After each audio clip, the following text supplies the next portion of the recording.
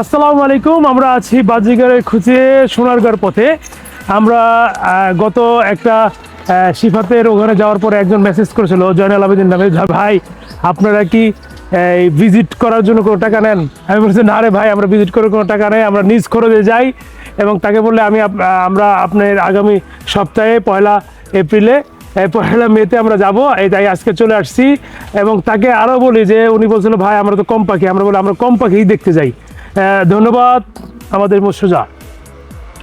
BSB সাধারণত সবসময় চেষ্টা করে বাংলাদেশের প্রতিটা জায়গার মধ্যে যেন বাজরিগার থাকে, তো সেই খোঁজেই আমরা প্রতিবার বের হয়ে যাই। এবারও সেই খোঁজে বের হয়ে আসলাম, একেবারে প্রান্তিক পর্যায়ে বাজরিগারের খোঁজে চলে আসলাম। চলে আসেন কাছে। জয় বাজিগার! বাইক চালানোর জন্য আপনার সেফটিতে আপনি হেলমেট পরবেন। আমরা হেলমেট পরে আসছি।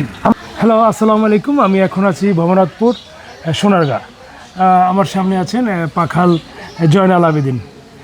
আমরা প্রথমে জয়নাল আবেদিনকে জানতে চাবো যে এই আমি যতটুকু তোমার সাথে কথা বলছি যে এই পাখি তোমাকে কীভাবে তোমার একাকিত্ব তুমি বলছিলে, অনেক কিছু বলছিলে, একটু বলো তো।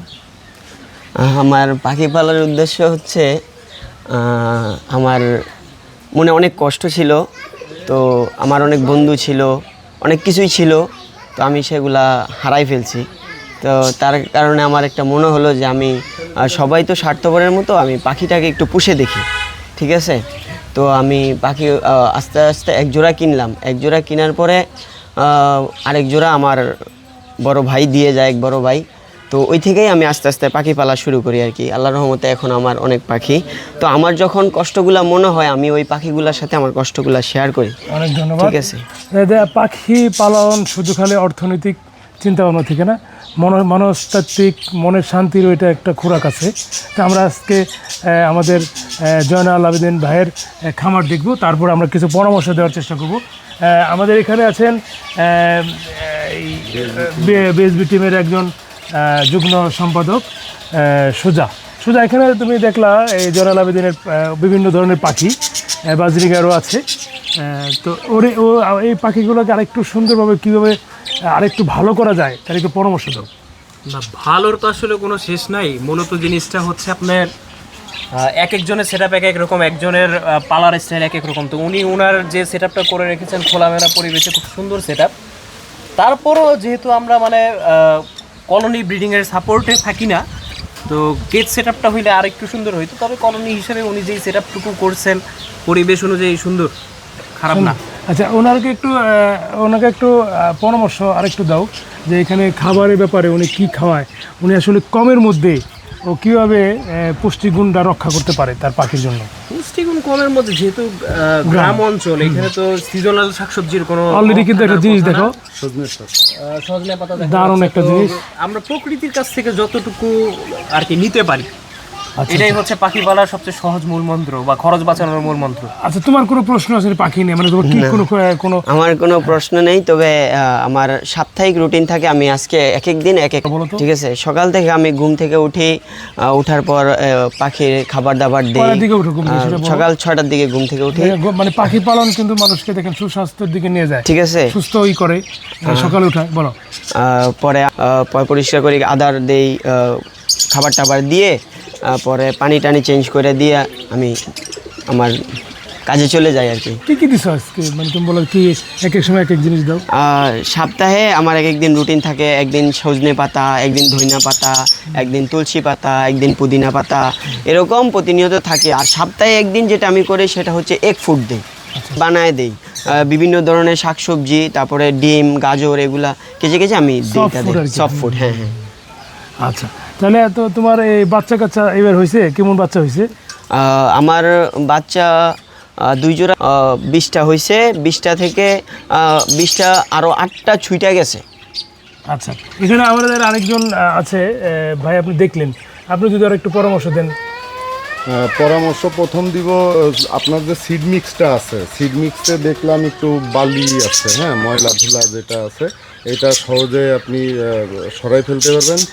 চিকুন যেটা চালের গুঁড়া বা আটা চালে, ওইটা দিয়ে চাললে দেখবেন ধুলাগুলা চলে যাচ্ছে। আমি আপনার খাবারগুলা দেখলাম। আপনার এখান থেকে আমরা শিখবো এবং আমরা যতটুকু জানি শেখানোর চেষ্টা করি। ভেদাভেদ পছন্দ করি না, আমরা যতটুকু জানি, আপনি নতুন পাখাল হন পুরান পাখাল হন, আমরা চাবো আপনিও আমাদের লেভেল পর্যন্ত আসেন। হ্যাঁ, সেই জন্য আমরা এটা শেয়ার করা। এবং আপনার একটা জিনিস ভালো লাগছে যে কষ্ট শেয়ার করার জন্য আপনি পাখি পছন্দ করে নিয়েছেন, এটা দারুণ একটা কনসেপ্ট ছিল। এখানে আমরা শিখলাম এবং আপনি সিড মিক্সটা আরো পরিষ্কার দিবেন, এটা আমাদের আশা। পলাশ যদি কিছু বলতো একটু, তুমি তো মানে নতুন ভাবে শুরু করছো। আমি নিজে এখন নতুন পাখি বলতেছি, এখানে তো আর বেশি কিছু ওনারে আমি বলতে পারি না। তারপরে ওনার পরিবেশটা যতটুকু আমি দেখলাম মোটামুটি আমার কাছে ভালোই লাগলো। গ্রাম্য পরিবেশে পাখি এর থেকে কি আর হতে পারে, ভালো হবে। আচ্ছা, তোমাকে আমাদের পক্ষ থেকে এই একটা বই তুলে দিবেন আমাদের সুজা, এদিকে আসো। হ্যাঁ,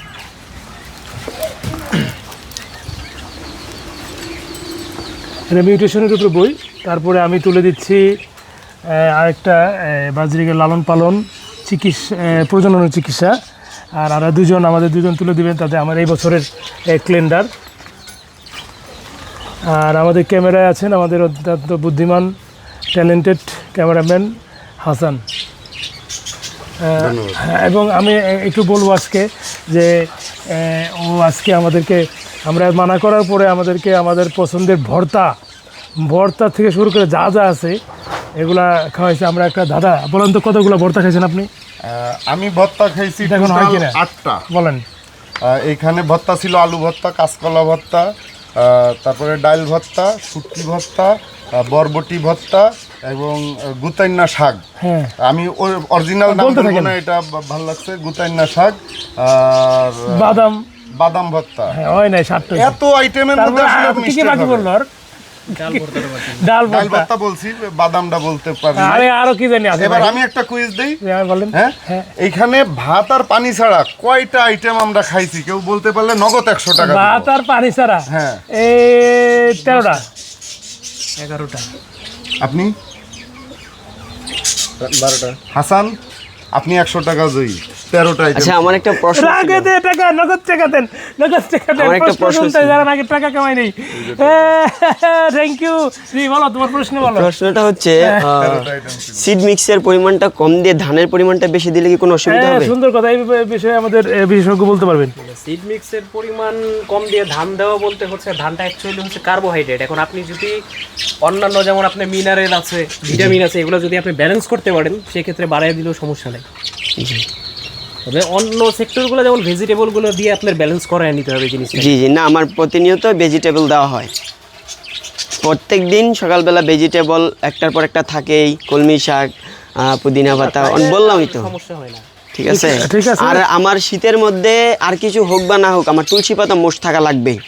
মানে মোটামুটি সে চেষ্টা করে প্রাকৃতিক ইয়ের জন্য। এইটাই আমরা দেখা গেছে বিভিন্ন দামি দামি মেডিসিন খুঁজি, কিন্তু প্রকৃতির কাছে আমরা যাই না।